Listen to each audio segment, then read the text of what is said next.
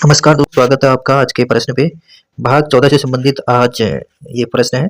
संघ लोक सेवा आयोग यूपीएससी की स्थापना तथा संयुक्त लोक सेवा आयोग का प्रावधान अनुच्छेद 315 में, तो ये बिल्कुल सत्य है। साथ साथ में जो स्टेट पब्लिक सर्विस कमीशन है उसकी भी जानकारी हमें 315 में मिलती है। राज्य लोक सेवा आयोग के अध्यक्ष एवं सदस्यों का कार्यकाल 6 वर्ष या 65 वर्ष होता है। तो यह अगर राज्य की जगह यूपीएससी होता है यानी कि संघ लोक सेवा आयोग या फिर यूनियन पब्लिक सर्विस कमीशन तो सत्य होता। अगर राज्य की बात करें तो 65 ना होकर ये होता है 62। संघ लोक सेवा आयोग के सभी खर्चे संसद के वार्षिक अनुमोदन, तो यह असत्य है। संघ लोक सेवा आयोग के जो सभी खर्चे होते हैं वो जो भारत की जो संचित निधि होती है उस पे आरोपित होते हैं। साथ साथ में जो अगर स्टेट पीसीएस की बात करें तो उसके जो खर्चे होते हैं वो राज्य की जो संचित निधि होती है उस पे आरोपित होते हैं। राज्य लोक सेवा आयोग द्वारा दिया गया परामर्श सरकार पर विधिक रूप से बाध्यकारी होता है।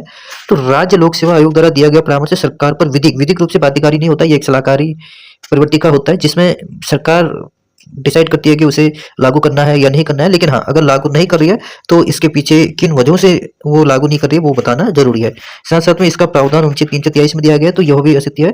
यह जो 320 में राज्य लोक सेवा आयोग या यूनियन पब्लिक सर्विस कमीशन के कार्यों के बारे में बताया गया है, तो उसी के अंतर्गत सलाह भी या परामर्श सरकार को दी जाती है।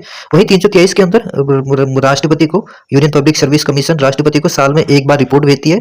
साथ साथ में जो स्टेट पीसीएस होती है वो राज्यपाल को साल में एक बार रिपोर्ट भेजती है, जिस रिपोर्ट को राज्यपाल विधानसभा में और राष्ट्रपति संसद के अंतर्गत रखता है।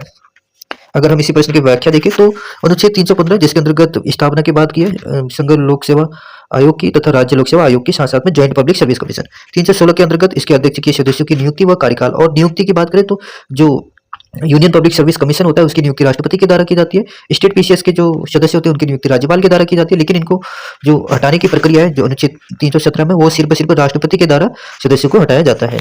अनुच्छेद 318 जो अध्यक्ष व सदस्यों व कर्मचारियों की सेवा निर्धारित करता है। 319 में पद छोड़ने के बाद अध्यक्ष व सदस्यों के जो प्रतिबंध लगाए गए उनके बारे में 319 में बताया गया है।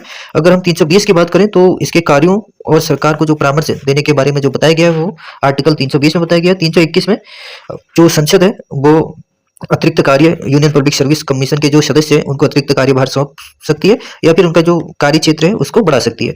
322 के तहत जो स्टेट पीसीएस हो चाहे फिर यूपीएससी हो, इनके जो सदस्य हैं इनके जो खर्चे हैं वो राज्य की संचित निधि और भारत की संचित निधि पे आरोपित होते हैं। वहीं 323 के अंतर्गत यूपीएससी और स्टेट पीसीएस के द्वारा एक वार्षिक रिपोर्ट तैयार की जाती है।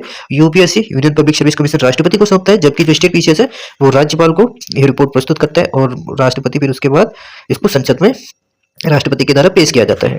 तो आज का प्रश्न यहीं पे समाप्त होता है। धन्यवाद।